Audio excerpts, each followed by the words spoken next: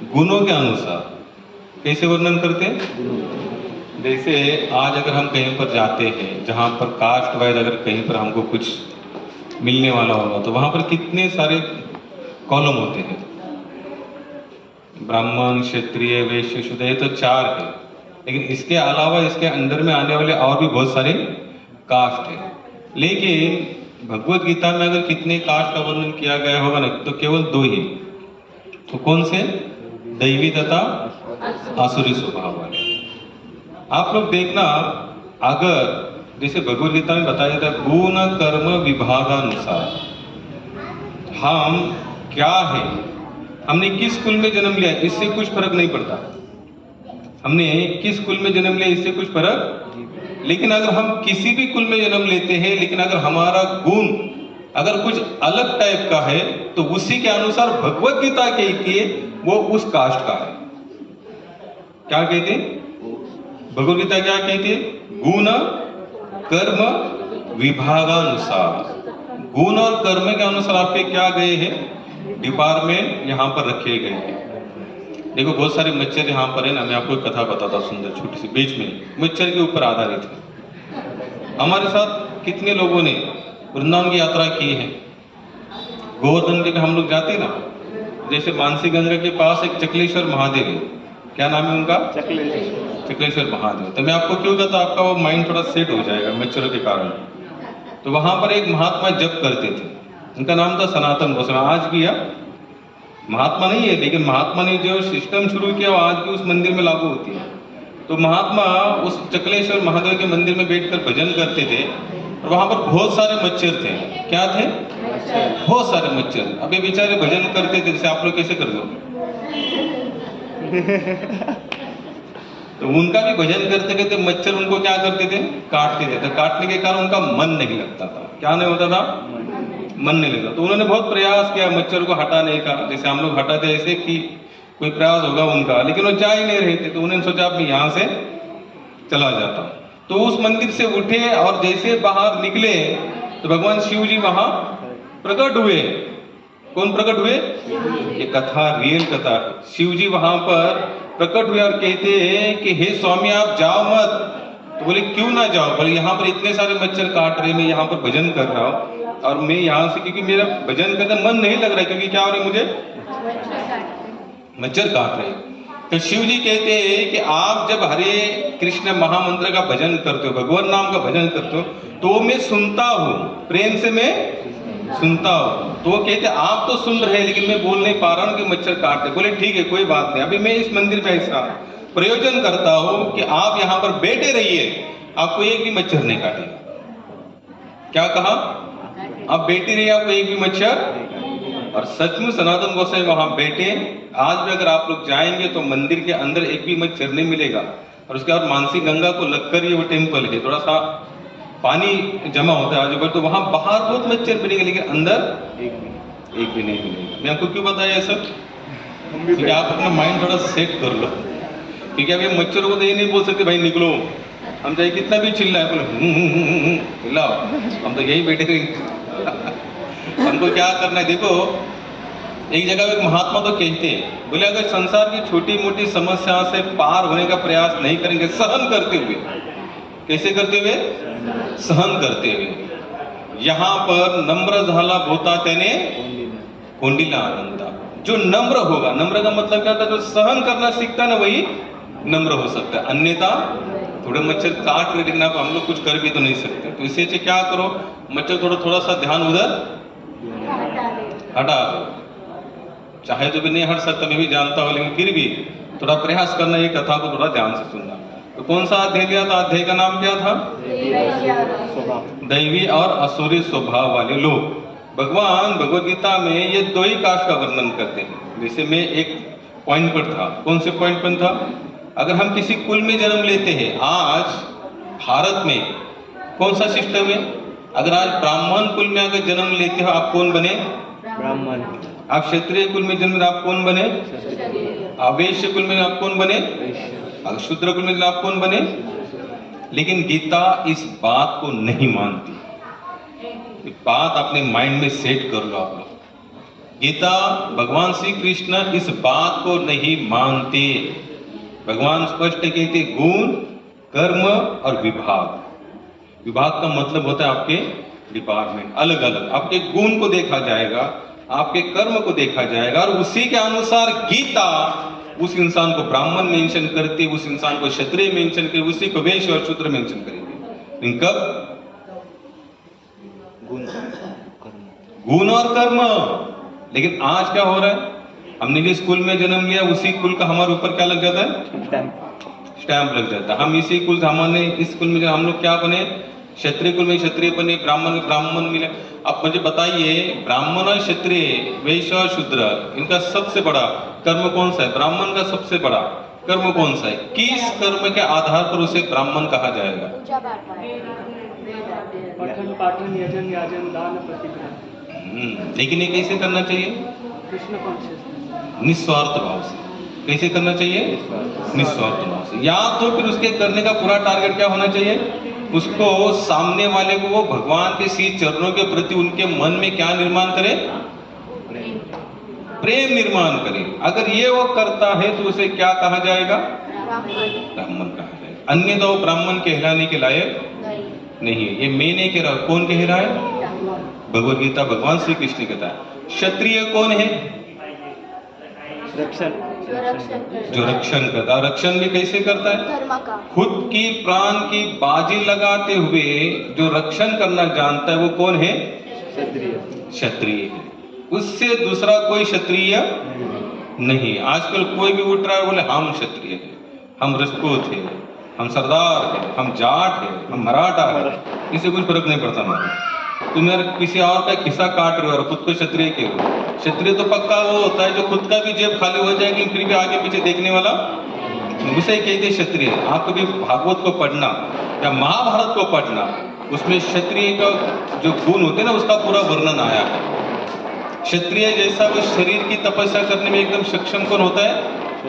क्षत्रिय होता है। लेकिन आज ऐसा कुछ बचा नहीं। कोई भी उठ रहा है भाई, लोगों को क्या लगता है बस हम इस कास्ट को ना, इससे कुछ नहीं। इसलिए हमको गीता को ध्यान से पढ़ना चाहिए। वैश्य कौन है? वैश्य का मतलब क्या होता है? व्यापार। सच्चा व्यापारी कौन है? जो केवल हिस्से का खाए। कितना खाए हो?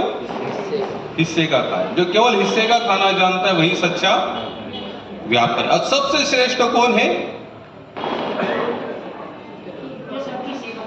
जो सबकी सेवा करे, उसे क्या कहा जाता है?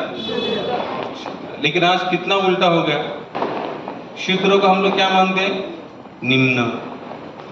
व्यापारी, सच्चा व्यापारी कौन है? जो सामने की मुंडी पूरी मरोड़ दे और थोड़े समय में बड़ा हो जाए, लखपति करोड़पति हो जाए। लोग क्या कहते हैं? क्या बुद्धि है उसके पास, कुछ नहीं था। 6-10 साल पहले आए तो आप देखो उसके पास ऐसे आया होगा। कैसे आया होगा? ऐसे नहीं। प्रभुपाद स्पष्ट रूप से बताते हैं कलयुग में अगर धनवान जल्दी से जल्दी बनना है उसे क्या करना पड़ेगा? उसको गलत रास्ता अपनाना पड़ेगा, तभी जाकर ये पॉसिबल है, अन्यथा नहीं। क्षत्रिय कौन है? जो खुद किसी और के प्राण बचाने के लिए खुद के प्राणों की बाजी लगाए, उसे क्या कहा जाएगा? क्षत्रिय कहा जाएगा। और ब्राह्मण कौन है? बोली ना, अभी तो उन्होंने बताया प्रभु जी ने। हाँ, लेकिन कैसे? निस्वार्थ भाव से। यानी कि जो कुछ मिले दान दक्षिणा उसमें वो संतुष्ट है। चाणक्य कहते हैं कि ब्राह्मण को हमेशा संतुष्ट रहना चाहिए, क्षत्रिय को हमेशा असंतुष्ट रहना चाहिए। क्योंकि ब्राह्मण अगर संतुष्ट नहीं रहेगा तो कभी भी वो सच्चे और अच्छे आचरण का प्रचार प्रसार नहीं कर सकते। और ब्राह्मण असंतुष्ट रहेगा तो क्या होगा? पूरा ये जो है ना शास्त्र है पूरा उलट पुलट हो जाएगा। और क्षत्रिय को कैसे रहना चाहिए? हमेशा असंतुष्ट क्यों रहना चाहिए? हाँ, अगर क्षत्रिय समझो सोच ले बस अभी इतना मेरा राज्य हो गया, अब मुझे ज्यादा की कुछ जरूरत नहीं, उसको ये कभी नहीं। क्योंकि उसको राज्य को हमेशा क्या करना चाहिए? उसको बढ़ाना चाहिए। क्या करना चाहिए? बढ़ाना चाहिए। तो उसे कहा जाता है। अब हम देखेंगे कि दैवी आसुरी का जो पहला वर्णन भगवान बताते दैवी लोगों का, और बाद में वर्णन आएगा हाँ सूर्य, गए संडे हमने दो संडे में हमने कौन से टॉपिक देखे थे और कौन सा अध्याय शुरू था? 17। और क्या क्या देखा उसमें? कौन सी तपस्या देखी?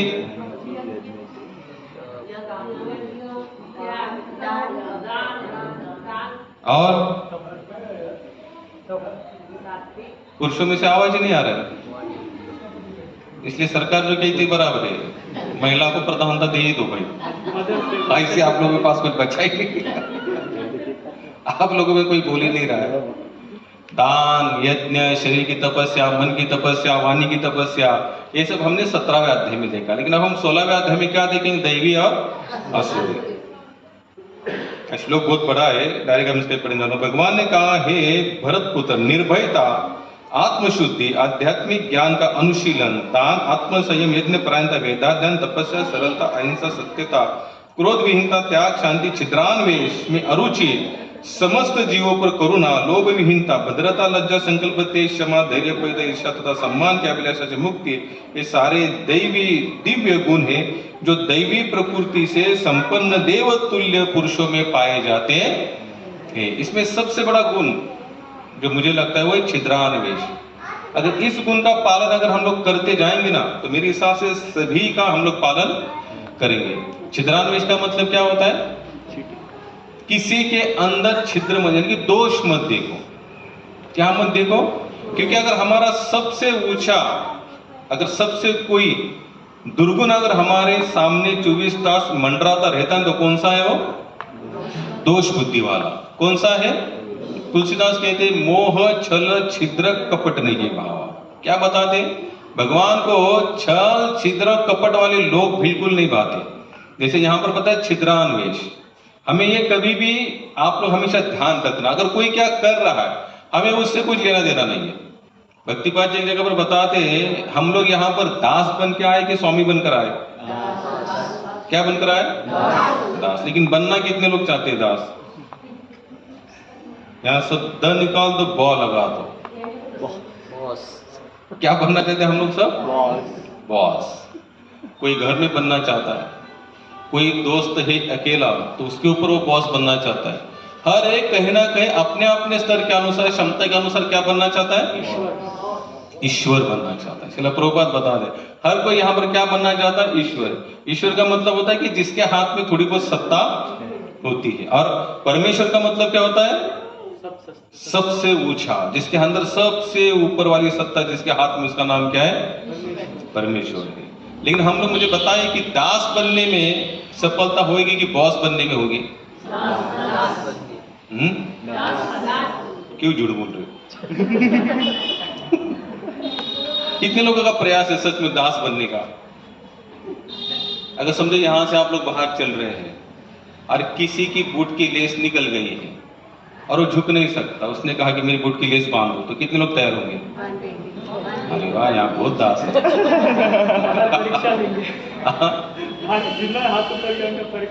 अभी हम दूध का दूध, पानी का पानी कर ही लेंगे, पालिश भी बताएंगे। अच्छी बात है। हमको ज्यादा ज्यादा क्या बनना चाहिए? दास। क्योंकि नम्र रहने से भगवान को वो हृदय सबसे अच्छा लगता है जो क्या है? नम्र। वृंदावन में एक महात्मा रहते थे, उनका नाम था दंडवत स्वामी। क्या नाम था? वो क्या करते थे, कोई भी प्राणी उनको नजर आए तुरंत उनको क्या करते थे? दंडवत करते, तुरंत दंडवत करते। कुत्ता हो, बिल्ली हो, सुअर हो, गधा हो, कुछ भी हो, तो उनका क्या नाम रखा गया था? दंडवत स्वामी। और सच में वो दंडवत उस शरीर को नहीं करते थे, दंडवत उस शरीर को नहीं करते। हमारा अहंकार तभी टूट सकता है जब हम सामने वाले के हृदय में भगवान का अस्तित्व देखने का प्रयास करें, तो हम अपने आप क्या करेंगे? दंड। जैसे अभी हम लोग यहाँ पर, चलो ठीक है, आप सत्संग आते तो कहीं ना कहीं हृदय में कहीं ना कोई परिवर्तन है। चलते चलते अगर किसी को एक कागज दिखाई दिया नॉर्मल, कौन सा? नॉर्मल, हम लोग उठाकर नहीं फेंकेंगे, क्योंकि नॉर्मल एग्जाम तो कितने सारे ऐसे कागज पड़े रहते। लेकिन अगर कोई कागज ऐसा है कि जिस पर राधा कृष्ण का फोटो है या राम सीता का फोटो है, तो कम से कम हमारा हृदय इतना तो जरूर कहेगा बाबा उसको उठाकर एक अच्छी जगह पर। क्यों? क्योंकि उसमें हमको क्या नजर आ रहे हैं? भगवान। देखो केवल हमको केवल राधा कृष्ण की छवि, अब कागज दोनों सेम है, कागज दोनों, लेकिन एक पर राधा कृष्ण की छवि नजर आ रही है, एक में एक नॉर्मल है, न्यूज़पेपर का है, लेकिन हम उसको हाथ में लेंगे, जहां पर है उसको उठाकर, कम से कम इतना तो मन में आता है भाई उसको उठा करके पीपल के पेड़ के नीचे रख दिया जाए, या जहां पर बहता पानी है वहां पर बहा दिया जाए। तो ये कब होता है? लेकिन ये जो दंडवत स्वामी थे ये कैसे थे? सब में भगवान दिखते थे। क्या देखते थे? सब में। तो इससे क्या होता था, वो हर एक को क्या करते थे? प्रणाम करते जाते, प्रणाम प्रणाम। उनका नाम ही क्या गया? दंडवत। और उनको सचमुच धीरे धीरे धीरे भगवान भी उनके साथ रमने लगे, यहां तक उनका वर्णन आता है। क्यों? क्योंकि उनकी 24 घंटा जो भी कुछ नजर आ रहा है उनको क्या नजर आ रहा है? केवल भगवान भक्ति आ रही है, केवल भगवान ही नजर आ रहे हैं, इससे ज्यादा उनको कुछ नजर। ये कब हो सकता है? जब हमारे अंदर छिद्रान्वेष देखने की वृत्ति पूरी तरह से, अगर हम किसी के अंदर अगर दोष देखते हैं तो वहां पर भगवान देखने का कोई चांस ही नहीं है। इसलिए अगर इन सब में, अगर ये सब गुण, अभी इसमें बहुत सारे, कम से कम 16 या 17 गुण है, इसमें 17 या 18 गुण है। इन 18 गुणों में अगर ये 18 के 18 गुण धीरे धीरे अगर हमारे अंदर लाने, तो सबसे पहले क्या करो? छिद्रान्वेष देखने से दूर रहो। कौन क्या कर रहा है हमें कुछ लेना देना नहीं। भक्तिपाद जी बताते हम यहाँ पर एक आरोपी बनकर आए हैं, जज बनकर नहीं। क्या बनकर आए हैं? आरोपी। लेकिन हम लोग यहाँ पर सब कोई, हम हर एक जन क्या चाहता है? जज बनने के प्रयास में है। हम लोग क्या करते? तुरंत बोलते हैं ये गलत है, ये सही है, आपको ऐसा नहीं बोलना चाहिए था, उसने ऐसा किया इसलिए ऐसा हुआ, अगर ये ऐसा नहीं करता तो ऐसे होने वाला ही नहीं था। भक्तिपाद जी का इन सब बातों पर एक ही आंसर निकलता था। कौन सा? Thank you Krishna. जो भी कुछ हो रहा है उसके लिए आप भगवान को क्या बोल दो? धन्यवाद कृष्णा। ये कितना आसान है, लेकिन उसको स्वीकार करना बहुत मुश्किल है। अगर किसी का पैर टूट जाए तो कितने लोग यहाँ पर तुरंत बोल देंगे धन्यवाद कृष्णा। किसी के घर में अगर बहुत बड़ा चोरी हो जाए तो कितने लोग बोल सकते कि धन्यवाद कृष्णा। अगर हम उनको बोलने में जाएंगे कि प्रभु आप धन्यवाद बोल दो, बोलेंगे इधर पूरा दिवाला निकल गया, आप बोलते हो धन्यवाद बोलो। ऐसा कोई भगवान होता है क्या? लेकिन यही सिस्टम इस भक्ति मार्ग में आगे बढ़ने की। जैसे अभी मैं बोलूंगा ना, कितने लोग बढ़ना चाहते तो सबका हाथ ऊपर आएगा। जब मैं बोलूंगा भाई चोर है, कितने लोग धन्यवाद बोलेंगे? ये कैसे हो सकता है धन्यवाद? लेकिन आप बोल के देखना, आप लोग बोल के देखना। एक बार मैंने भक्तिपाद जी को पूछा कि महाराज आप हर एक क्रिया पर धन्यवाद बोलते हो, आप बोलते हो, रियल बोलते हो, लेकिन आपके कहने से अगर हम केवल बोल रहे लेकिन अगर स्वीकार नहीं कर रहे तो हमारा बोलना किस काम का? तो महाराज जी ने कहा कि आप कंटिन्यू बोलते रहेंगे ना, हर बार हर बार हर बार, एक दिन ऐसा आएगा आप सचमुच भगवान को धन्यवाद दोगे। क्योंकि देखो यहां पर हमारा अस्तित्व क्या है? हमारा अस्तित्व है ही क्या? कुछ भी नहीं। ये जो मच्छर घूम रहा है ना, इसका और हमारा इसमें बहुत बड़ा अंतर नहीं है। इसके अंदर भी प्राण विराज में, इसलिए हिल डुल रहा है। हमारे अंदर भी प्राण विराज, इसलिए हम लोग भी हिल डुल रहे। उसके प्राण निकले धड़ाम, हमारे प्राण निकल गए धड़ाम। वो कुछ 5, 10 या आज मर गया तो कल सुबह तक वो खत्म हो जाएगा, और हम मरने के बाद अगर रखेंगे तो थोड़े दिन रहेंगे, लेकिन जलाएंगे तो हम भी, हमारा अस्तित्व यहाँ पर कुछ नहीं, जीरो है, जीरो। मच्छर में हमारे बहुत बड़ा अंतर नहीं, लेकिन एक ही अंतर है, इस मनुष्य शरीर में हम भगवान को पा सकते हैं। मच्छर कभी भगवान को, तो 24 घंटा भी यहाँ बैठा रहेगा ना तो भी उसको कुछ मिलने वाला नहीं है। लेकिन अगर हम लोग यहाँ बैठे रहेंगे, सत्संग करते रहेंगे, भजन करते रहेंगे, नाम चिंतन करते रहेंगे, तो कुछ ना कुछ हमारे अकाउंट में कुछ ना कुछ फलश्रुति जमा होती जाएगी। लेकिन हम इतना अनमोल देह मिलने के बाद भी अनमोलता से भक्ति कौन करना चाहता है? कोई नहीं करना चाहता। हम आंखों के सामने सबको मरते हुए देख रहे हैं, लेकिन हमें कभी फील ही नहीं हो पा रहा है कि हम लोग भी मरेंगे। माता मर गई, पिता मर गए, भाई मर गए, कितने सारे लोग इर्द गिर्द में मर जाते हैं, लेकिन कभी हमें फील होता है कि हम लोग भी एक दिन नहीं फील होता। मरने वाले तो सबको पता है मरना है। कितने लोगों को फील होता है कि हम मरने वाले हैं? चलो ठीक है, एक दिन प्रभु जी उन्होंने हाथ तो ऊपर किया, लेकिन जब मरना वाले होते हैं ना तो हमारा पहला उसका रिजल्ट क्या है? अगर जैसे अगर हमको फील होगा ना हम मरने वाले, पहली संसार से अटैचमेंट क्या हो जाएगी? खत्म हो जाएगी। हुई खत्म? तो फिर ये कैसे कह सकते हैं हमको मरने का फील हो रहा है करके? शरीर के प्रति जब तक वैराग्य निर्माण नहीं होगा ना, तब तक हमें कुछ भी भगवान के प्रति अनुराग उत्पन्न नहीं होगा। देखो साधारण सी बात है, अगर हमें जुलाब होती है, उल्टी होती है, सुबह से लेके शाम तक वॉमिट भी हो रही है, लूज मोशन भी होता जा रहा है, अगर कोई कहेगा कि प्रभु चलो आज हम पिक्चर देखने जाएंगे, तो कितने लोग जाएंगे? उल्टी वाला जाएगा, जुलाब वाला जाएगा, बोले यार तुम इधर मर रहा हो, तुमको देख रहे हो, तुमको क्या पड़ी है? पिक्चर की पड़ी है। यानी कि ये सबको पता है कि शरीर से सुख मिलने वाला, शरीर जाने वाला, लेकिन फिर भी हम इसको स्वीकार करना नहीं चाहते। ये जितना भोग करना जानते हैं, इसको हम क्या करते, उतना देना चाहते, इतना देना चाहते, इतना। हमें कभी भी वैराग्य होना इतना सरल नहीं है, लेकिन एक चीज से हो सकता है। वो कौन सी चीज से है? नाम कीर्तन, नाम कीर्तन, नाम कीर्तन। सत्संग के माध्यम से, नाम चिंतन के माध्यम से, स्वाध्याय के माध्यम से। लेकिन ना हम सत्संग करना चाहते, ना नाम का चिंतन, ना नाम का भजन करना चाहते, रेगुलर भजन ना करना चाहते, ना रेगुलर नाम चिंतन करना चाहते। तो कैसे संभव है? यहाँ पर आप लोग अभी घर जाएंगे तो ये 16 बातें जरूर पढ़ना, इसमें कम से कम 17-18 पॉइंट लिखे गए हैं। लेकिन छिद्रान्वेष मुझे बहुत अच्छा लगा, क्योंकि हम छिद्र नॉर्मल देखते जाते हैं। छिद्र देखते तो भी हमें क्या आता है? क्रोध भी आता है। क्या आता है? क्रोध। जैसे हम कहते यार इतना गलत इंसान है, कितनी बार बोला मैं इसको, लेकिन फिर भी ये सुधरता नहीं है। जब ये नहीं सुधर रहा है तो हमें क्या आएगा? क्रोध आएगा।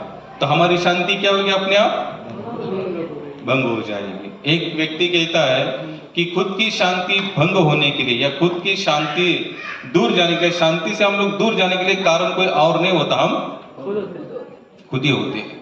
आप लोग थोड़ा ध्यान से सोचिए ना, अगर हम लोग सचमुच इस संसार को उस नजर से देखे जिस नजर से संतों ने देखा, धीरे धीरे संत तो 24 घंटा देखते थे, हमको कम से कम हफ्ते में एक बार देखो, दिन में एक बार देखने का प्रयास, एक आध कोई घटना ऐसी देखो उसके पीछे भगवान का हाथ मानो और उस बात को रपा दपा कर दो, छोड़ दो। मैं आपको लिख के देता हूं, कुछ दिनों के बाद या कुछ समय के बाद आपको समझ आएगा वो जो भी घटना हुई अच्छी हुई।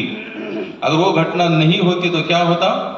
कुछ अलग ही उसका नुकसान हमें नजर आता। लेकिन हम लोग उस बात को मानते नहीं है, तो इसलिए मानने के लिए क्या करना चाहिए? हमें ज्यादा करके उस चीज को हमेशा हमको ध्यान देखना चाहिए कि ज्यादा हो सके उसका छिद्रान्वेष देखने का प्रयास दूर करो। जैसे छिद्र देखने का प्रयास जितना हम लोग दूर करते जाएंगे, उतना हमें क्या नजर आएगी? उसमें सफलता नजर आएगी, सरलता नजर आएगी। लेकिन हम लोग कभी इस बात को देखते नहीं। महाभारत में कथा आती है, कौन सी कथा आती है?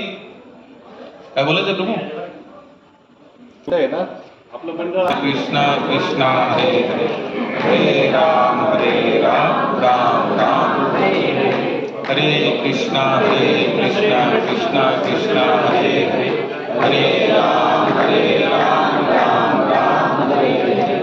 मैं एक पॉइंट पे आकर रुका था, बताइए अगर आप लोग। हाँ, महाभारत में कथा आती है, छिद्रान्वेष से कितना दूर रहना चाहिए। अगर आप लोगों ने भागवत सुना होगा तो उसमें भी एक कथा आती ही रहती है। जब द्रौपदी के 5 पुत्र अश्वत्थामा ने क्या किया? मार दिया। मारने के बाद जिन्होंने वचन किया वो कौन थे? बोलिए जल्दी, मेरा सर दर्द कर रहा है इसलिए मैं ऐसा करता हूं। कौन थे सत्या? आप लोगों ने, काफी लोगों ने सुना है ना भागवत? हाँ, जब अश्वत्थामा ने द्रौपदी के 5 संतानों को सोते हुए मार दिया, तो उसके बाद जिन्होंने वचन लिया कि मैं अश्वत्थामा को पकड़ कर लाऊंगा, अर्जुन। कौन थे? अर्जुन थे। जब अर्जुन ने उनको पकड़ कर लाया, अब हम डायरेक्ट संक्षिप्त पर आते हैं। जब पकड़ कर लाया तो पकड़ के लाने के बाद टारगेट क्या था? भाई अगर इसने हमारे 5 पुत्रों को मारा है तो इसके साथ भी कौन सा व्यवहार करना चाहिए? इसको भी मार देना चाहिए। क्या करना चाहिए? मार देना चाहिए। तो भगवान श्री कृष्ण ने भीम को पूछा, भीम ने तो कहा भाई इसको मार दो, रखो नहीं, क्योंकि इसने तो क्या किया? सबसे बड़ा हत्या किया। वो भी कौन सा हत्या किया है? सोते हुए मारे, वो भी छोटे बच्चों को मारे हैं। कि उनका उस महाभारत में कहीं पर कोई रोल नहीं था। उन्होंने कहीं पर कोई पत्थर भी नहीं मारा था, ना किसी को कुछ गलत वाणी से कभी टोका था। तो ऐसे को इन्होंने क्या करा, वो भी कैसे थे, निहत्ते थे, सोते हुए थे। तो इनको क्या करना चाहिए, अश्वत्थामा को पूरी तरह से मारना चाहिए। तो भगवान श्री कृष्ण कहते भाई ये कौन है, ब्राह्मण है। ब्राह्मण को हत्या करने का मतलब क्या होगा, फिर हमें कौन सा पाप लगेगा, ब्रह्म हत्या का पाप लगेगा। तो इसको हम लोग इसको मार नहीं सकते। तो सबका हाना हाना हाना हाना चल रहा था। आखिर सबने कहा भाई देखो ये सबसे बड़ा दोषी जिनका है उनको पूछा जाएगा। द्रौपदी किनका दोषी था, क्योंकि भाई एक माँ का एक अपने संतान के प्रति पिता से भी ज्यादा लगाव होता है। तो द्रौपदी को पूछा गया कि द्रौपदी तुम्हारे 5 पुत्रों को जब इसने मारा है तो तुम बताओ इसके साथ क्या करना चाहिए। द्रौपदी ने क्या कर दिया, क्षमा। जब क्षमा किया तो उसको पूछा गया तुमको नहीं लगता कि तुम्हारे 5 संतानों को इसने सोते हुए मारा कि तुम्हें भी इसको मारना चाहिए। तो द्रौपदी की सोच देखो, भक्तिपाद बताते बोले शिक्षा करना, किसी को दंड देना, ये कोई आसुर भी कर सकता है, इसमें कोई बहुत बड़ी बात नहीं। लोग कहते हैं मैंने उसको बराबर सबक सिखाया, भैया ये राक्षसी लक्षण है। ये कौन से लक्षण है, राक्षसी लक्षण है। लेकिन मैंने उसको माफ कर दिया, ये कौन से लक्षण है, दैवी लक्षण है। सबसे बड़ा आसुर और दैवी का कोई गुण होगा ना, आसुर कभी भी किसी को माफ नहीं करता। और जो संत हृदय होते, जो दैवी लोग होते, तुरंत क्या करते हैं, और उसको गुस्सा भी आएगा ना। हमारे भक्ति सिद्धांत एक स्वामी जी थे, बहुत अच्छा कहते थे, बोलते थे पानी का दाग और साधु का राग। साधु का राग कैसे होता है, पानी के दाग जैसा। एक वैष्णव का, एक भक्त, एक सत्संगी का स्पष्ट बताता, अगर आप लोग सत्संगी हो, अगर गुस्सा आता भी है तो तुरंत हमारा गुस्सा तुरंत, जैसे पानी यहाँ पर गिरेगा 10 मिनट के बाद क्या होगा, सूख जाएगा, लगेगा भी नहीं कि यहाँ पर पानी गिरा था। तो कहते हैं कि इसी तरीके से, क्योंकि देखो संसार में रह रहे तो काम क्रोध लोभ ये सब विकार हमको सताएंगे, लेकिन इनको हेवी मत होने देना। क्या करना, इनको पाल के रखना। क्या करना, जब क्रोध की जरूरत है तो बोल, तो हमको ये ताकत है, चलो क्रोध अभी तुम आगे बढ़ो, इस काम को तुमको निपटाना है, तुम क्या करो, आगे बढ़ो, इस काम को तुरंत निपटाओ और भगवान की सेवा में। जहां लोभ की जरूरत है तो हमारे आदेश पर ये विकार चलने चाहिए। ये विकार नष्ट होने वाले, नष्ट होंगे क्या प्रभु, नहीं होंगे। तुकाराम महाराज बताते, काम क्रोध, बोला बोला, काम क्रोध लोभ स्वार्थ अवघा माझा पंढरीनाथ। कितना सुंदर कहा इन्होंने। बोले काम क्रोध लोभ स्वार्थ ये सब कौन है, मेरे पंढरीनाथ है। उनको डायरेक्ट कौन सा दर्जा दे दिया उन्होंने, पंढरीनाथ का। क्यों, क्योंकि उनके आदेश से वो चलते थे और हम उनके आदेश से चल रहे थे। इतना फर्क है। अगर कोई कहता है ना कि मैंने काम को निकाल दिया, मैंने क्रोध को निकाल दिया, मैंने लोभ स्वार्थ निकाल दिया, वो सबसे झूठा और मक्कार है।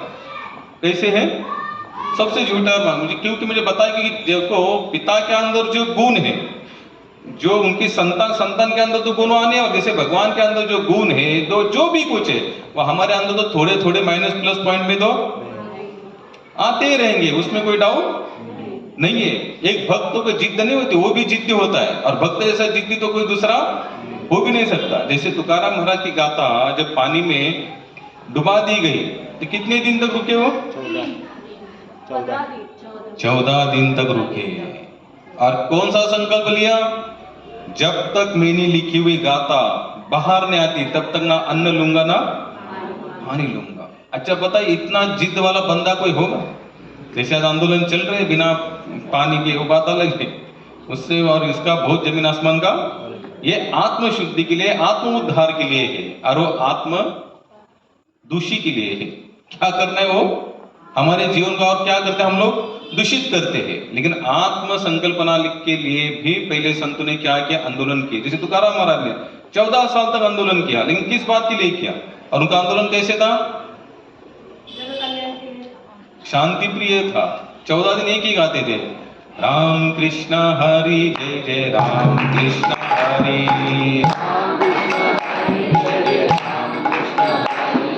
राम कृष्ण हरि जय जय राम कृष्ण हरि,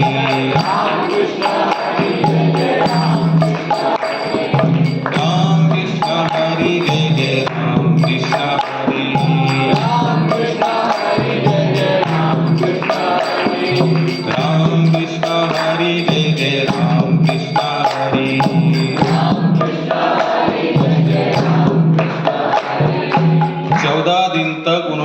तपस्या की और आखिर भगवान को उनकी बात माननी पड़ी। स्वयं विठलनाथ जी इंद्रायणी मैया गाथा लेकर, अब कुछ लोग कहते हैं उनको भी लग रहा था कि खुद का नाम रहे, कुछ ऐसे भी मूर्ख जिन्होंने तुकाराम महाराज के ऊपर ऐसे आरोप लगाए, भाई उनको भी लगता था कि मेरा नाम रहे, ऐसे लोग कहते, बोले नहीं, तुकाराम महाराज लगता था कि उसके अंदर मैंने भगवान का गुणानुवाद गाया है, तो फिर वो पानी के अंदर डूब कैसे सकता है। तो कहते थे कि भगवान इससे तो मेरी बदनामी कम, लेकिन आपकी बदनामी ज्यादा हो रही। आज तक तो मैंने संसार को यही चिल्लाते चिल्लाते कहा, जो भगवान को समर्पण हो जाता है, भगवान की शरणागति स्वीकार करता है, भगवान उसका क्या करता है, पूरा रक्षण करता है। और आपके लिए मैंने जो आपका गुणानुवाद गाया हुआ, जितना भी वो सब पानी के अंदर डूब जाएगा, तो मेरा विश्वास कहाँ रहा, कि लोग कैसे विश्वास करेंगे आप पर। जैसे आज भी हम लोग, जैसे मैंने कथा कही, क्योंकि क्यों कही, क्योंकि गाथा बाहर आई, उनका क्या था, पूरा विश्वास था। कौन सी कथा में था मैं, द्रौपदी। जब द्रौपदी को पूछा गया क्या करना चाहिए, तो द्रौपदी ने क्या कहा, इसको क्षमा करो। उसको पूछा कि क्यों क्षमा किया जाए, तो सोच देखो भक्ति की कितनी ऊंची होती है। भक्तिपाद कहते हैं किसी और को अगर हम दुख देते ना, तो थोड़ा सा सोचो उस स्तर पर जाकर, अगर वही दुख अगर हमें होगा तो कितना होगा। अगर हम लोग जब ये सोचना शुरू कर देंगे तो हम दुख देना बंद कर देंगे, तुरंत बंद कर देंगे। लेकिन हम लोग वो सोचते ही नहीं, हमको लगता है भाई उसका हो रहा है होने दो, उसका जल रहा है जलने दो, लेकिन थोड़ा तो सोचा उसका अगर थोड़ा हमारा भी जल जाए तो कितना दुख होता। तो द्रौपदी ने कहा कि मेरी 5 संतान जाने के बाद भी मेरे आज भी 5 पति जिंदा है, जीवित है, मुझे जीने का तो सहारा है, लेकिन इनका क्या। द्रोणाचार्य की एक ही तो संतान है, तो कौन है, अश्वत्थामा। द्रोणाचार्य का तो पहला ही शरीर शांत हो चुका है, और अश्वत्थामा का भी अगर शरीर शांत हो जाएगा तो अश्वत्थामा की जो माता है किसके आधारे सहारे जिएगी। वैष्णव जन तो तेने कहिए जो पीड़ पर आई जाने। वैष्णव कौन है पक्का, कंठी माला, तिलक लगाना, धोती कुर्ता पहनना, माला लटकाना, धाम घूमना, 16, 14, 18, 20, 4, 2, 1 आदि माला करना, वो वैष्णव नहीं है। वैष्णव कौन है, जो किसी का दुख जिसको सहन नहीं होता जाए, वो कौन है, वैष्णव। वैष्णव का सबसे बड़ी कैटेगरी, अरे भजन जिन्होंने गाया वो कौन थे,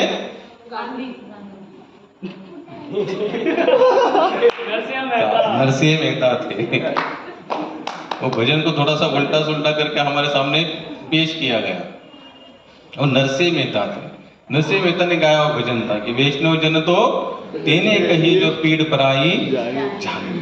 कितना मुश्किल है सब होना, कि आप थोड़ा इमेजिन करो, अगर किसी का दुख समझने की स्थिति अगर हमारे अंदर आ जाए तो क्या हम उसको दुख देंगे, देने की छोड़ो, अगर हमारा कोई रोल नहीं है उसमें, लेकिन अगर हमारे सामने कोई दुखी है और हमारा हृदय में सचमुच कुछ परिवर्तन आया ना नाम से, लोग कहते हैं मैं इतने साल से भजन कर रहा हूं, इतने साल से भजन कर रहा हूं, इतनी माला घुमाता हूं, लेकिन माला घुमाना, बहुत सालों से भजन करना, इसका रिजल्ट क्या है, किसी से हमारा लेना देना हो चाहे ना हो, लेकिन कोई दुखी है ना, हम बिना सोचे समझे जाकर उसकी क्या करेंगे, मदद करेंगे। ये है सच्चे वैष्णव का लक्षण। आप ब्राह्मण दीक्षित हो, हरिनाम दीक्षित हो, सन्यासी, से कुछ फर्क नहीं पड़ता, इससे कुछ भी फर्क पड़ने वाला नहीं है। लेकिन आपने जिससे समझा नहीं, इसके लिए मुझे करना। महाभारत में, भागवत में कथा आती है राजा शबी की। किनकी कथा आती है, हमको चैप्टर भी था, धड़ा होता माहिती है ना, कितने लोगों का धड़ा होता, हाँ, राजा शबी की कथा आती है। ये भागवत की कथा है, राजा शबी की कथा आती है। शबी के पास वो गया, कौन, बोलो ना, हंस क्यों रहे हो, कबूतर उड़ते उड़ते गया, और उसकी शिकार करने पीछे कौन था, गरुड़ था। जैसे वो कबूतर उड़ते उड़ते गया और राजा शबी के शरणार्थ हो गया, बोले महाराज मुझे बचा लो। बोले क्यों, क्या हुआ, बोले मेरे पीछे कौन पड़ा है, गरुड़, अगर मुझे पकड़ लेगा तो मुझे खा लेगा। तो शबी कहती है अगर तुम मेरे चरणों में आए हो या मेरे सहारे आए हो तो चिंता मत करना, तुमको स्पर्श भी नहीं करेगा। गरुड़ आया पीछे पीछे, बोले राजा ये तुम गलत कर रहे हो, क्योंकि वो मेरा शिकार है, तो तुम इसको सहारा नहीं देते तो वैसे भी मेरा निवाला बनेगा और मेरा पेट भरेगा। तो राजा ने कहा कि भाई ये तो मुझे समर्पण आया, शरण है, तो मेरी तो रक्षा करना चाहिए, मैं तो क्षत्रिय, मैं तो इसकी क्या करूंगा, रक्षा। तो दौड़ कहता कोई बात नहीं, करो रक्षा, मुझे कोई बड़ी बात नहीं, कि भाई इसका जो अब मेरे भूख का क्या, मेरे भूख का राजा शफी कहते ठीक है भाई, जंगल में कोई प्राणी मरा होगा तो उसका मांस ला कर तुझे। अब गरुड़ तो भाई वो तो देवी देवता आए थे उनकी परीक्षा लेने, गरुड़ जी कहता नहीं मुझे ताजा मांस चाहिए। क्या चाहिए? ताजा मांस। इथे जैसे तुकाराम महाराज होता की तुका म्हणे थे काम नाही वेड्या गबाळ्याचे, असं कुणाचं काम नाही भक्ती करणे, पण तरी पण फिर भी लगे हुए हैं तो कुछ ना कुछ तो रिजल्ट आएगा। तो बोले क्या चाहिए? बोले मुझे भी ताजा मांस दो। बोले कहां से? बोले तुम्हारे शरीर का दो, उस कबूतर के वजन बराबर मांस दो। तो तुरंत राजा शिपी ने क्या कि अपनी जंगा काटी और उस कबूतर के वजन के बराबर मांस उनको दे दिया। तो उतने में दोनों भी देवता रूप में प्रकट हुए, बोले राजा शिपी तुम हमारे परीक्षा में पास हो गए। कितना मुश्किल है सब करना, संभव है? कभी करके देखना, लेकिन कितना आनंद आएगा। मुझे जहां तक जो मेरा खुद का अनुभव है, जितना भजन करके आनंद नहीं आएगा ना, ये सब क्रिया करते करते उतना आनंद आएगा, और ये सब क्रिया करते करते जितना आनंद आएगा उतना भजन अच्छा बनता जाएगा। हम लोग भजन तो कर रहे लेकिन सहयोगी की भावना हमारे अंदर जीरो है। क्या है? जीरो। तो कैसे संभव है? एकनाथ महाराज की कथा हम लोगों ने, आप लोगों ने कितने हजारों बार सुनी है। महाराज गए यहाँ पर, कहाँ पानी पिलाया उन्होंने? गधे को। रामेश्वर तो गए थे किस लिए? अभिषेक करने के लिए, और गधा वहां से प्यास से पड़ा हुआ है। सब लोग, उनके साथ बहुत बड़ा काफिला था, सब लोग पानी लेकर कहाँ चले गए? रामेश्वरम। लेकिन नाथ महाराज को उनका दुख दिखाई नहीं दे। लोगों ने कहा भैया इतना परिश्रम किया, आप इतने साल से लगे हुए, सब तीर्थ का पानी लाए, संकल्पना क्या थी? रामेश्वर का अभिषेक करना, और आप इस गधे को पिला रहे हैं। और गधा क्या हुआ था? व्याकुल हुआ था, उसको पानी चाहिए था। तो नाथ महाराज ने कहा कि इसका दुख देखकर इसको क्रॉस कर कर जाने की मेरी क्षमता। सब लोग चले गए, और नाथ महाराज ने उसी गधे को पानी पिला। जैसे पानी पिला दिया, तुरंत गधा खड़ा हो गया, और वहीं पर उनको भगवान ने कहा कि भाई मैं यहीं से तुम्हारा अभिषेक को स्वीकार करता। भक्ति करना बहुत मुश्किल नहीं है। हम जब करते करते ये सब सहयोगी आचरण हमारे साथ होने चाहिए। अगर ये सब आचरण है तो समझ लेना हमारा भजन करना सफल है, अन्यथा होने वाला, और इसी से अनुभव आएगा। काफी लोग कहते हम तो इतने साल से लगे हुए, इतना भजन करते, इतने साल से सत्संग जा रहे, लेकिन हमें कोई अनुभव दृष्टांत नहीं आ रहा है। आप लोग कभी करके देखना, कभी कभी खुद का मुख का भी निवाला किसी को देख कर देखना, और कुछ दिनों के बाद, और वो जब आपको उसका बेनिफिट मिलेगा ना, तो उसी समय आपको वो घटना याद आएगी। अच्छा ये मेरे से उस समय हुआ, तो उसके कारण मेरे साथ ये हुआ। आप लोग कभी फील हुआ? इतने कितने लोगों को हुआ ये सब फील? बहुत अच्छा, होना चाहिए। अगर ये नहीं हो रहा है, इसका मतलब फिर हमारा भजन नहीं हो रहा है। भजन करने का मतलब क्या होता है कि भाई सबके प्रति हमारे हृदय में क्या होनी चाहिए? प्रेम होना चाहिए, दया होनी चाहिए, तभी जाकर तो वहां पर तो भगवान का निवास। दया, क्षमा, शांति, तेथेच देवाची वस्ती। देवाची वस्ती कहां पर है? अयोध्या का नाम नहीं दिया, मथुरा वृंदावन का, पंढरपुर का नहीं दिया, कहां का नाम दिया? दया, क्षमा, शांति, तेथेच देवाची वस्ती। जहां पर दया करने की क्षमता है, जहां पर संयमी जीवन है, जहां पर समर्पण की भावना है, वहीं पर भगवान का निवास निश्चित है। और कितने सारे एग्जाम्पल है। आप लोग कभी हरिभक्त या हरि विजय ग्रंथ पढ़ो या भक्तमाल ग्रंथ पढ़ो, जितने भी भक्तों की कथा आती है ना, उसमें सभी भक्तों का सार निकालिए। क्या निकालिए? सार। सार का एक ही लक्षण होगा कि सब लोगों ने क्या किया? हर एक को सहयोग करने का प्रयास किया। क्या किया? जैसे ये संस्था जिन्होंने बनाई, प्रभुपाद को एक दिन ने पूछा, उस समय एक महाराज जी थे इनके जमाने में, वो क्या करते थे? आंखों के ऑपरेशन करते थे फ्री में। आज भी आप लोगों ने देखे होंगे ना, कहीं कहीं हृदय प्रत्यारोपण हो रहा है, लिवर के बारे में, आंखों के बारे में, रक्तदान, ये सब कुछ होता है ना, देखा है कि नहीं आप लोगों ने? तो उस समय एक व्यक्ति था, और उसने कहा कि प्रभुपाद जैसा आप कार्य कर रहे वैसे हम लोग भी कार्य कर रहे। ये लोग क्या करते थे? केवल आंखों का ऑपरेशन करते थे। तो प्रभुपाद ने कहा बिल्कुल नहीं, आपके कार्य में और मेरे कार्य में जमीन आसमान का फर्क है।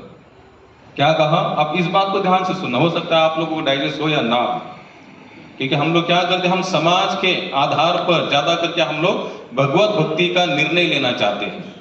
कौन सी समाज सेवा? समाज सेवा और आत्म तृप्ति की सेवा, इसमें जमीन आसमान का फर्क है। प्रभुपाद ने कहा बोले तुम्हारे जैसे तुमने भले हजारों आंखों का ऑपरेशन किया होगा फ्री में, लेकिन तुम्हारे और मेरे कार्य में, तो उसने कहा कैसे? आप भी तो सेवा, मैं भी तो सेवा करता। बोले नहीं, आपकी सेवाएं कैसी है?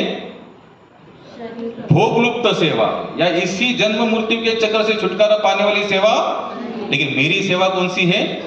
जन्म मृत्यु से छुटकारा। मुझे बताइए, नामदेव महाराज, तुकाराम महाराज, सावता माली, जनाबाई, कबीर जी, मीराबाई, नरसे मेहता, इन लोगों ने कौन सी समाज की सेवा की? कई कपड़े बांटे, कई बर्तन बांटे, कई बिल्कुल कुछ नहीं। एक ही बांटा ना। क्या बांटा? वो जानते थे जब कोई जीवात्मा, कोई मनुष्य नाम का सहारा लेगा तो उसके जैसा संतुष्ट और सेटिस्फेक्शन इंसान कोई नहीं। तो प्रभुपाद ने कहा समझ लो, आपने अगर किसी को आंखें नहीं बिठवा भी दी, जैसे लोग कहते हैं ना अवयव दान करा, कितने लोगों ने प्रयास किया? कुछ लिखा बिखा है कि नहीं मरने के बाद? तो काफी लोग लिखते हैं, ठीक है, चलो ठीक है भाई, जल के ऐसा भी राख होगा, कुछ तो ऐसे जिंदा हो तब तो कुछ अच्छा नहीं किया तो जाते समय कुछ। कितने लोग यहां तक कहते मरने के बाद भी मैं मेरे आंखों से संसार को देखूंगा। बोले कैसे? मैंने दान किया आंखें। अरे जिंदा होकर देखने के बाद कौन सा तीर मारा? अब मरने के बाद कोई और देखे तो कौन सा तीर मारने वाला? तो प्रभुपाद ने कहा, बोला तुम क्या करते हो? आंखों से दोगे उनको, रोशनी दोगे, लेकिन क्या जन्म मृत्यु से चक्र से पार होने की सिस्टम दोगे?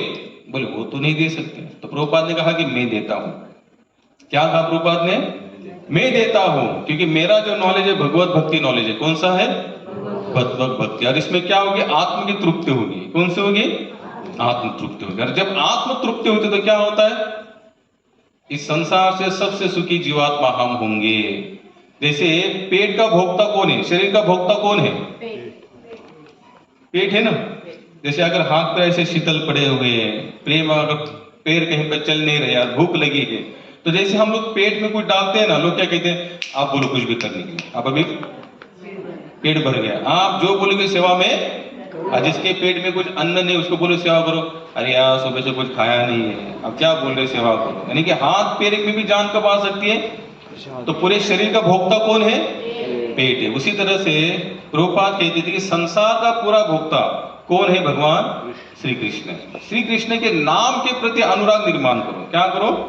अनुराग निर्माण। फिर देखना कि यहां पर कितना आनंद आएगा। लेकिन हमारी वो चेष्टाएं होती नहीं। हम तो भगवान के सहारे या भगवान का सहारा लेते हुए हम इंद्रिय भोग करना चाहते हैं। क्या करना चाहते हैं? इंद्रिय। जैसे हम लोग प्रसाद खाते हैं, ठीक है, अभी हम लोग क्या बोलते हैं? भाई भगवान को भोग लगने के बाद उसके अंदर दोष नहीं रहता। लेकिन जैसे हम लोग प्रसाद पाते हैं तो कोई व्यंजन अच्छा लगता है तो उसको दबा कर पाते हैं, जो व्यंजन अच्छा नहीं लगता तो क्या करते हैं?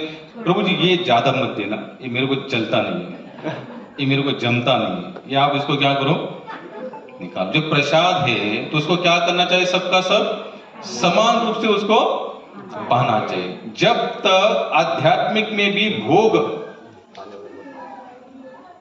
ये रखते हुए या भोग का टारगेट रखते हुए अगर आप भजन कर रहे हैं ना, तो भजन में सफल होने वाला नहीं है। प्रभुपाद जी के गुरु थे भक्ति सिद्धांत सरस्वती ठाकुर। वो क्या करते थे पता था? उनके पास ऐसे धोती पहनते थे, झोली थी, ऐसे गमछा था, तो भिक्षा मांगते थे। क्या करते थे? भिक्षा। अब भिक्षा में तो सब आता था भाई, तीखा, मीठा, खट्टा, अच्छा, जो भी आता था सब लेते थे। सब आने के बाद क्या करते थे? यमुना के तट पर जाते थे और यमुना के पानी में इसको घोलते थे। क्या करते थे? अब पानी में घोलने के कारण क्या होता था? उसमें से पूरा रस चला, तीखा, मीठा, खट्टा सब कुछ रस चला जाता था। और फिर जो बचता था उसे क्या करते थे? वो पाते थे। एक जन ने पूछा कि आप ऐसा क्यों करते हो कि आप इसको भोग समझ के ग्रहण नहीं करो? तो प्रसाद, बोले प्रसाद समझ को मैं ग्रहण तो करता, लेकिन इंद्रियां मेरी इतनी चंचल है कि प्रसाद करके मेरी बुद्धि बन नहीं पाती। इसलिए मैं क्या करता हूं? इंद्रियों का दमन करने के लिए बिना रुचि से मैं इसको क्या करना चाहता हूं?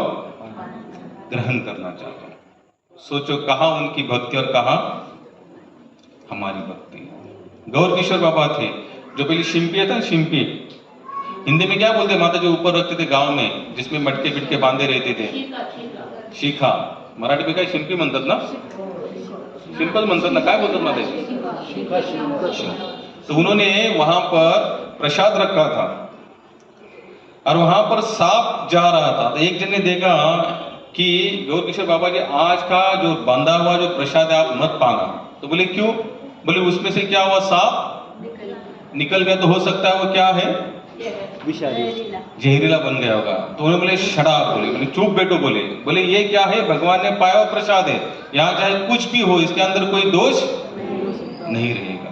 तो बताइए कहाँ हमारी भक्ति और कहाँ उनकी भक्ति। लेकिन धीरे धीरे कैसे हो जाता है, सत्संग के माध्यम से, समर्पण के माध्यम से, नाम के आधार के माध्यम से सब कुछ संभव है। इसलिए हमें ज्यादा क्या प्रयास करना चाहिए, हरे कृष्णा कृष्णा कृष्णा हरे हरे राम राम राम हरे हरे। श्री भगवत श्रीमद भगवद गीता की हाँ बोला। आता आपण समजा कोणाला तरी आता म्हणत होतं की याला काय आहे त्याबद्दल वाईट बोला, ते पण असं मनामध्ये खूप उसळपळून येतं, पण मनामध्ये विचार करतो नाही आपण सतत आता हे चुकीचं आहे, पण ते सतत असं येतं, मग त्याच्यासाठी काय केलं काय असं आपल्या मनात कोणाविषयी बोलण्या त्याची चूक दाखवून देण्यासाठी किंवा आपल्याला हे दाखवून द्यायचं की हे तू असं केलेलं आहे, ते असं मनामध्ये आकार असं उचमळून येतं का मी कधी बोललो कधी नाही. तर पण तरी पण त्यावेळेला मनात विचार येतो की नाही आपण हे चुकीचं आहे, हे माहिती याच्यापासून आपल्याला पाप घडणार आहे. तर ते त्यावेळेस कंट्रोल करायचा प्रयत्न करते, पण त्यावेळेस पूर्ण नाही होऊ शकत. त्यावेळेस काय केलं गेलं पाहिजे. आमचे एक गुरुबंधु होते सचिन कांबळे, तो माझ्या समोरचा प्रश्न है कि मेरे सामने उन्होंने भक्तिपाद जी एक लेटर लिखा, वो ड्रिंक करते थे, क्या करते थे, ड्रिंक करते थे। तो उन्होंने बहुत, अब कैसे सत्संग में आते थे उनको लगता था कि भाई ड्रिंक करना नहीं चाहिए, लेकिन वो लोग क्या होते हैं कि कहीं ऐसे एक माहौल बन जाता है ना, फिर से क्या होता है बंदा उसमें लग जाता है। तो उसने महाराज जी को लेटर लिखा कि महाराज जी मैं बहुत ड्रिंक करता हूँ और मैं पूरा प्रयास करता हूँ कि कंट्रोल करने का, लेकिन कंट्रोल नहीं हो पाता। तो भक्तिपाद जी का आंसर आया, उन्होंने कहा आप कंट्रोलर नहीं हो, कंट्रोलर कौन है, भगवान है। आप उसका नाम का आधार ले लो, उसके ऊपर आप समर्पण हो जाओ, उसको छोड़ दो, उसको बताओ जो भी बताना है। क्या बताओ?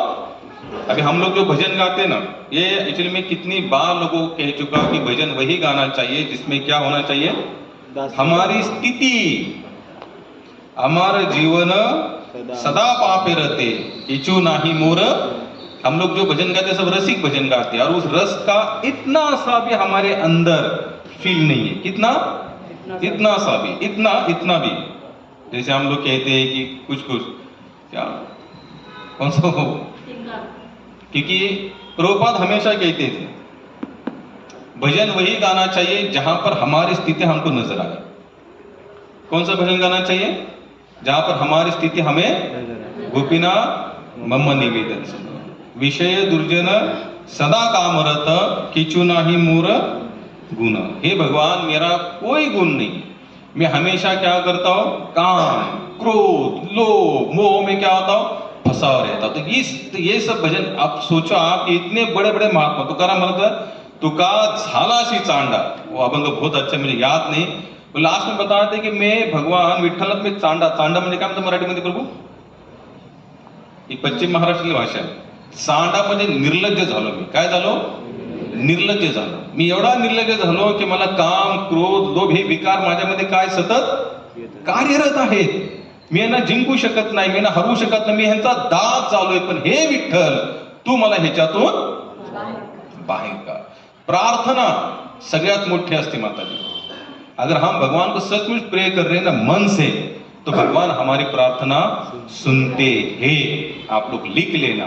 और हम सबसे, मैं सुबह पुरुषोत्तम प्रभु मुझे बहुत अच्छी है, मैंने भी पहली बार सुना, प्रभुपाद क्या, जो स्वामी जो प्रभुपाद है ना, ये जब भारत में थे इनका एक ही शिष्य था और झांसी में थे उस समय। कहाँ थे? झांसी में थे।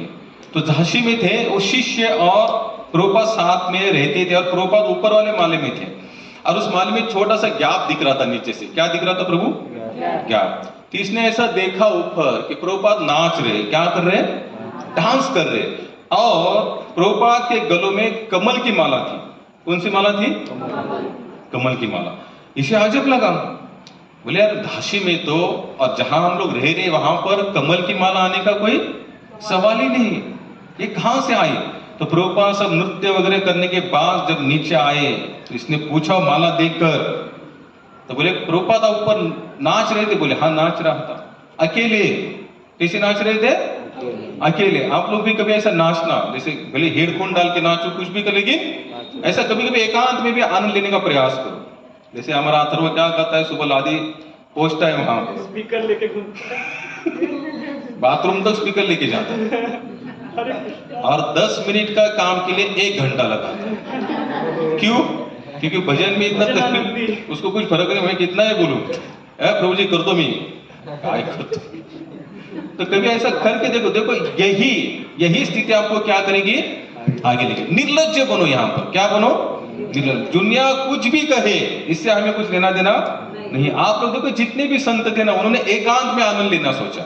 हम लोग 4 लोगों में आनंद लेना चाहते हैं, और वो आनंद हम नहीं ले रहे, हम जो कर रहे हो दिखा क्या कर रहे हो, दिखा रहे। अब किसी को दिखाने के लिए थोड़ी ना भक्ति होती है महाराज, भक्ति तो खुद होती है, अंदर से होती है। वो पूर्ण पूरे अंदर लहरें उठते रहते। देखो कितना आनंद आएगा इसमें। कभी कभी प्रयास करना, कभी कान में हेडफोन डाल देना, कहीं पर भी जाओ, बैठो और बिंदास क्या करो, उसमें तल्लीन होके नाचो। शिला प्रभुपाद अमेरिका में शुरू किया ना ये, तो जिस गार्डन में बैठे थे, कौन सा, टॉम्किंसन स्क्वायर, हाँ, तो वहां बैठ के क्या करते थे, अकेले उन्होंने करता लिया और अकेले ही नाचते थे। शुरुआत में क्या करते थे, वो दिखाने के लिए नहीं, वो सचमुच नाचते थे। उनको सचमुच क्या आता था, आनंद आता था, आवेश आता था। उसने पूछा कि प्रभुपाद आपके गले में कमल की माला कहां से आई? प्रभुपाद का आंसर ध्यान से सुनना। प्रभुपाद ने कहा कि भगवान श्री कृष्ण स्वयं आए और उन्होंने अपने गले की माला मेरे गले में धारण कर दी, और वही माला धारण करते मुझे आवेश आया, और उसमें आवेश में मैं नाचता रहा। मैं आपको क्यों बता रहा हूं कि भगवान ही सब कुछ करता है। प्रभुपाद ने कितना प्रयास किया, 1922 से लेकर 1967 तक, कितने साल हुए गुरु, 22, 33, 43, 53, कम से कम 40 तो यार ऊपर के 5-6 साल, 40-45 साल बंदा एक कार्य को लगा हुआ है। तो क्या आसानी से हुआ होगा ये सब कुछ? जैसे अभी मैंने बोलते बोलते बता दिया 1922, 1967, लेकिन 1922, 1900 कितना बड़ा गैप है, कितने सारे स्ट्रगल उनको, सब कुछ खोया प्रभुपाद ने। भौतिक संसार जो खोने वाला ही था और खोता ही है, किसी का साथ में रहता नहीं। लेकिन प्रभुपाद का सब कुछ खोने के बाद भी प्रभुपाद की डिजायर पावर कभी कम नहीं, भगवान का विश्वास कभी टूटा नहीं। तो ये पूरा विश्वास होना चाहिए, इसी विश्वास से हम लोग इसमें आगे बढ़ सकते। आपने जहां विश्वास रखा है, पूरा रिजल्ट मत देखना। जिस समय आपने रिजल्ट देखना शुरू किया, आपका विश्वास टूटना शुरू हो गया। हम लोग क्या करते हैं, रिझल्ट तू खाल्लं की रूप पाहिजे, कसं शक्य आहे? कितना वेळ द्यावा लागेल, एवढा वेळ द्यावा लागेल, इतना समय देना पड़ेगा, पता नहीं कितने जन्म तक। कृष्ण स्वयं कहते बहुनाम जन्मनाम, कृष्ण खुद मेंशन करे कि अनेक अनेक अनेक जन्मों के बाद कोई एक हाथ मेरी सच्ची शरणागति को स्वीकार करता है। अब हम एक ही जन्म में, हाँ, जिज्ञासा होनी चाहिए, प्रश्न होने चाहिए, समर्पण होना चाहिए, प्लस माइनस होता रहता है, लेकिन छोड़ो नहीं। एक जन ने प्रभुपाद को पूछा, अगर किस कारणवश भक्ति में से कोई अगर फॉल डाउन होता है, फॉल डाउन मींस गिर जाता है। अब गिरने का सबसे बड़ा, ये आध्यात्मिक सबसे बड़ा माइनस पॉइंट है आध्यात्मिक का, संस्थाओं का, धार्मिक संस्थाओं का। जैसे कोई ब्रह्मचारी शादी किया तो लोग क्या कहते हैं उसको, पतित हो गया। क्या हो गया, पतित हो गया। या कोई है जिसने बहुत साल यहाँ पर आया, जिसने मांस छोड़ दिया, दारू छोड़ दिया, और एक दिन उसने समझे किस कारणवश पी ली, तो लोग क्या कहेंगे उसको, पतित हो गया। पीना नहीं चाहिए, मैं ये नहीं कह रहा कि 7-8 करो और बाद में एक दिन चलेगा, तो ऐसा नहीं करना है, नेम का फॉलो करना चाहिए। भक्तिपाद जब हमने एक बार पूछा कि भक्तिपाद जी फॉल डाउन का मतलब क्या है, नीचे गिरने का मतलब, ध्यान से सुनना, भक्ति में से नीचे गिरने का मतलब, उन्होंने एक आंसर, बहुत सुंदर आंसर दिया, सब पर लागू पड़ता है, जो भजन नहीं करता वही गिरा हुआ है, बस। कितना उन्होंने स्पष्ट आंसर और बहुत हाई क्वालिटी का आंसर दिया। क्या कहा, जो भजन नहीं करता वही गिरा हुआ है। इसलिए माता जी, भगवान को प्रार्थना करो, भगवान को प्रार्थना करेंगे तो भगवान तारेंगे। तो आपके कथा, हरे कृष्णा, प्रणाम। मृत्यु के संदर्भ में वैराग्य की बात हो रही थी कि, तो उस वक्त मुझे एक सवाल आया कि वैराग्य से प्रेम जागृत होता है, भगवत प्रेम। शरणागति करने के बाद भगवत प्रेम हमें मिलता है। तो शरणागति से प्रेम मिलता है या प्रेम से शरणागति? प्रेम से शरणागति मिलती है। प्रेम से। उनका क्या जो ऐसे उम्र उनका हो गया है, नहीं कर पा रहे वैराग्य नहीं बन पा रहे, आपने बोला छोड़ो वो सब, तो वो फोर्स करके अगर बनने की कोशिश करेंगे तो उनके साथ प्रॉब्लम होगा। 100% उनका क्या सॉल्यूशन है? इससे पहले क्या करो, पहला प्रेम करो। क्या करो? प्रेम का मतलब क्या होता है? भक्तों के साथ में रहो, कथा को सुनते रहो, भजन गाते रहो, भजन में लगे रहो, विग्रह की सेवा करते रहो। इससे क्या होगा? धीरे धीरे प्रेम जागृत। और प्रेम होने के बाद फिर वैराग्य को जागृत नहीं करना पड़ता महाराज, वो अपने आप हो जाता है। क्या हो जाता है? जैसे खाने के बाद खाने को डाइजेस्ट करने के लिए अलग से कोई क्रिया नहीं करनी पड़ती है क्या? जैसे लोग कहते हैं हाजमोला खाओ, तो ओवरलोड खाने के कारण बोलते हैं। लिमिटेड खाएंगे तो अपने आप वो हजम हो जाएगा। वैसे प्रेम एक बार होता है ना भगवान से, तो वैराग्य, समर्पण, शरणागति अपने आप आ जाएगी। और झूठे का सहारा लेकर अगर कुछ करोगे, जैसे शेर का चमड़ा ओढ़कर कोई बकरी कहेगी मैं शेर, लेकिन चिल्लाने के बाद तो पता तो चलेगा बकरी की शेर। इसलिए झूठा वैराग्य किसी काम का नहीं। प्रभु आपने जैसे बोला थैंक यू कृष्णा, अगर वो भाव नहीं आ रहा है, कब करते जाओ एक भाव आएगा। तो भक्त यही संदर्भ में बोलते हैं, हाँ अगर वैराग्य नहीं आ रहा है, मेरे से हो नहीं रहा है, तो बोलते हैं तो क्या हो गया, करो करो करो, अपने आप तुम्हारे में प्रेम आ जाएगा। इस चक्कर में बहुत नुकसान। क्या? जैसे आपने बोला थैंक यू कृष्णा बोलते जाओ तुम में भाव आ जाएगा, तो इस संदर्भ में बहुत से भक्त बोलते हैं कि वैराग्य नहीं आ रहा है, आपने कहा प्रेम से वैराग्य आ रहा है, वैराग्य नहीं आ रहा है तो शरणागति लो लो लो ऐसे करके पुश करके फोर्स करते हैं। तो उस टाइम पे वो जो टाइमलाइन होता है ना, वो बहुत डिस्टर्ब वन टाइमलाइन वजह से बहुत से लोग चले जाते हैं। तो ऐसे वक्त में फंसे हुए जो भक्त, उन्होंने क्या करना चाहिए? इनका प्रश्न समझ में आया क्या आप लोगों को? कितने लोगों को समझ में आया प्रश्न? पहले ये बताओ। किसी को नहीं। इनका प्रश्न ये था, समझो किसी की इच्छा नहीं है, किसी की इच्छा नहीं है भजन करने की, और हम लोग उसको फोर्स कर रहे हैं, करो, यही ना? शरणागति, भजन नहीं, शरणागति की तुम भगवान को शरण पूरी तरीके से भाव को छोड़ दो, शरण जाओ, सब कुछ छोड़ दो, घर द्वार छोड़ दो और यहाँ पर लग जाओ। तो ये कब तक, ये कहाँ तक सही है? ये गलत है। क्या है ये? गलत है। ऐसे कुछ भी संभव होने वाला। लेकिन इसका दूसरा एंगल बता रहा हूं मैं। इसका दूसरा एंगल ये है, फिर भी अगर तुम भगवान के भरोसे चलते हो ना, तो जो भी कुछ हो रहा है तो सही है फिर। क्योंकि भगवान कृष्ण यहां क्या बता रहे, इस मार्ग में छोटी सी सेवा भी आपका बड़े संकट से आपकी रक्षा करेगा। प्रश्न उत्तर समझ में आया? कितने लोगों का आया? क्या प्रश्न था? इच्छा नहीं फिर भी जा रहे हैं और कुछ उल्टा सुल्टा होगा तो इसका क्या करेंगे? बोले नुकसान होने वाला नहीं। प्रभुपाद को एक जन ने पूछा, ये बहुत अच्छा मुझे अभी ध्यान में आया। प्रभुपाद को पूछा हुआ प्रश्न था, प्रभुपाद का जब इतना सारा मूवमेंट पूरे विश्व में फैल गया, क्या हुआ? पूरे विश्व में। और प्रभुपाद क्या कहते हैं कि जो हरे कृष्ण महामंत्र का जप करेगा उसका उद्धार निश्चित है। उसका अंत क्षण में क्या होगा? वो कहाँ चला जाएगा? भगवत धाम जाएगा। तो एक जन ने पूछा कि बोले, और उस समय काफी ऐसा हो भी चुका, काफी लोग जुटे और बाद में छोड़ के, जैसे अभी मेरे पास कम से कम 3000 नंबर है, मैं खुद भी नहीं जानता कि कौन कौन है, क्योंकि जो संपर्क में है उनको जानता हो, जो नहीं है वो सो नहीं जानता मैं उनको। लेकिन जब उनका नंबर मेरे में आया है तो कभी ना कभी संपर्क मेरे इसमें आए थे, लेकिन आज मैं भी नहीं जानता किसका नंबर है। तो प्रभुपाद को पूछा कि काफी लोग आएंगे और छोड़ के भी चले जाएंगे। प्रभुपाद बोले 100% जाएंगे।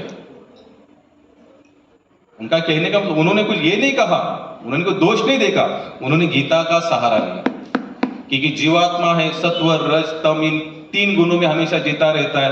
कभी कभी उसको बहुत हायर स्टेज में चला जाता है, कभी कभी बहुत लोस्ट। कितनी सारी कथा है, बिल्लो मगर ठाकुर कहता तो हम लोगों ने सबने सुनी है, क्या थे और क्या हो गया, लेकिन फिर इसी भगवान ने उनको उभार लिया। तो प्रभुपाद ने कहा, एक एग्जाम्पल दिया उसको, समझो अगर हम किसी का घर पहली बार ढूंढते जा रहे, कैसे जा रहे? ढूंढते जा रहे, और फिर से अगर उसने कहा कि आप उसी एड्रेस पे चले आओ, तो क्या बाद में ढूंढते जाएंगे? क्यों? क्योंकि पहली बार हम वहां पर गए हैं, पहली बार गए, इसलिए दूसरी बार जाते ढूंढने की जरूरत नहीं। उसी तरह प्रभुपाद कहते जो एक बार यहाँ पर आया है ना, जब उसको संसार के दुख सताएंगे ना, वो ऑटोमेटिकली बाद में यहीं पर आएगा। इसलिए तो भगवान भी कहते हैं एक बार आके तो देखो समर्पण में तुमको छोड़ने वाला नहीं हो, लेकिन हमारा विश्वास उतना होता नहीं। और किसी का कोई प्रश्न? पूछो पूछो। वो आपके पास समय है? तुम होलसेल के व्यापारी हो। नहीं, अगर समय नहीं समय है, मैं खुद चाहता हूँ कि पूछो। डिवोटीज मुझे यहाँ पे बोल रहे हैं कि हाँ। कोई प्रॉब्लम नहीं, मत पूछ, व्यक्ति में पूछ।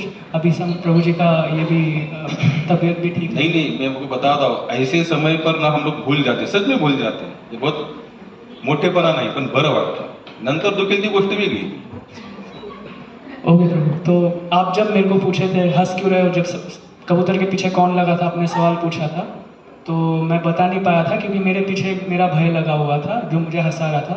वो ये है कि मैं हूँ, ठीक है, मेरे अलावा सब कोई दूसरा है। हमें बोला जाता है दूसरों की नज़र से हमें देखना है, दूसरों की पीड़ा जाननी है, ठीक है। मैं खुद की ज़िंदगी जी रहा हूँ, मुझे पता लगा दूसरों की पीड़ा जाननी है। अब मेरे अलावा दूसरा कौन है? सबको ही है, और हर एक बंदे के पास उसका खुद का दुख का भंडार भर के रखा है। अब उसका दुख जानने जाएंगे, जन्म जन्म उसके ही दुख में चले जाएंगे। तो एक हमारा थोड़ी खुद का दुख इतना कम, ज़्यादा कम थोड़ी ना था कि दूसरे के दुख में इतना हम पार्टिसिपेट करेंगे, ऐसे लोग सोचेंगे। तो ऐसे टाइम पे हमने कैसे, उससे अच्छा है मैं खुद का देख लूँ, ठीक है, अपने लेवल पे भक्ति को। वो माता जी अपनी कौन सी माता हो, पंजाबी माता जी, आपका वो गाना कौन सा है? वो हिंदी पिक्चर का थोड़ा याद करो। दूसरों का दुख कुछ भी नहीं, मेरा दुख तो क्या क्या दुनिया